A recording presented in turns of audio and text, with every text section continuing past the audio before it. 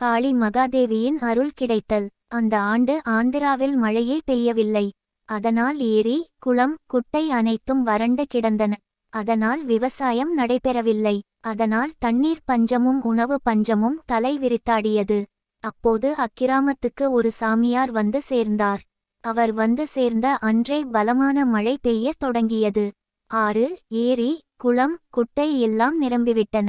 சாமியார் வந்ததன் காரணமாகத்தான் நல்ல மழை பெய்துள்ளது என்று எண்ணிய அவ்வூர் மக்கள் சாமியாரை வாயார புகழ்ந்து அவரை வணங்கி ஆசி பெற்றனர். இதை பார்த்து கொண்டிருந்த தெனாலி ராமன் கலகலவென நகைத்து கொண்டிருந்தான்.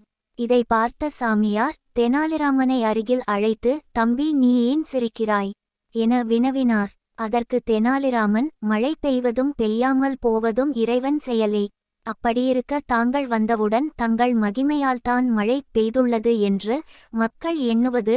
ஒரு பனை மரத்தில் நன்கு பழுத்துள்ள பனம் பழம் கீழே விழும் நேரத்தில் காக்கை உட்கார்ந்ததாம். காக்கை உட்கார்ந்ததும் பனம் பழம் கீழே விழுந்ததாம். அப்போது அதை பார்த்தவர்கள் காக்கை உட்கார்ந்ததனால் தான் பனம் பழம் விழுந்தது என்று சொன்னார்களாம். அதுபோலவே இவ்வூர் மக்கள் செயலும் இருந்ததால் தான் சிரித்தேன் என்றான் தெனாலிராமன். இதை கேட்ட சாமியார் உண்மையை உணர்ந்து அவன் மேல் கோபப்படவில்லை. தம்பி, உன்னிடம் திறமை இருக்கிறது.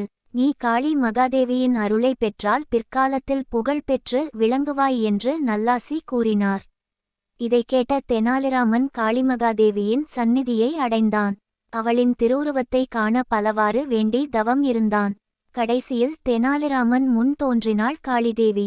அவளது உருவத்தை பார்த்து பயப்படுவதற்கு பதிலாக பலமாக சிரித்தான். அவன் சிரிப்பதை பார்த்த காளிதேவி, என் கோர உருவத்தை பார்த்து எல்லோரும் அஞ்சுவார்கள். நீயோ பலமாகச் சிரிக்கிறாய், ஏன் என்று வினவினாள். அதற்கு தெனாலிராமன், எனக்கு சளிப்பிடித்தால் என்னுடைய ஒரு மூக்கை சிந்துவதற்கு என்னுடைய 2 கைகளே போதவில்லை. அப்படியிருக்க உனக்கு 1000 தலை உள்ளது. ஆனால் கைகள் 2 பெற்றுள்ளாய். உனக்கு சளிப்பிடித்தால் 1000 மூக்கையும் எப்படி 2 கைகளால் சிந்துவாய் என்று எண்ணினேன். அதனால் எனக்கு சிரிப்பு வந்தது என்றான். இதை கேட்டதும் காளிமகாதேவியே சிரித்து விட்டாள். பின், மகனே, உன்னை ஆசீர்வதிக்கிறேன். பெரும் பேரும் புகழும் பெற்று திகழ்வாய். உனக்கு கஷ்டம் நேரும் போதெல்லாம் என்னை நினை.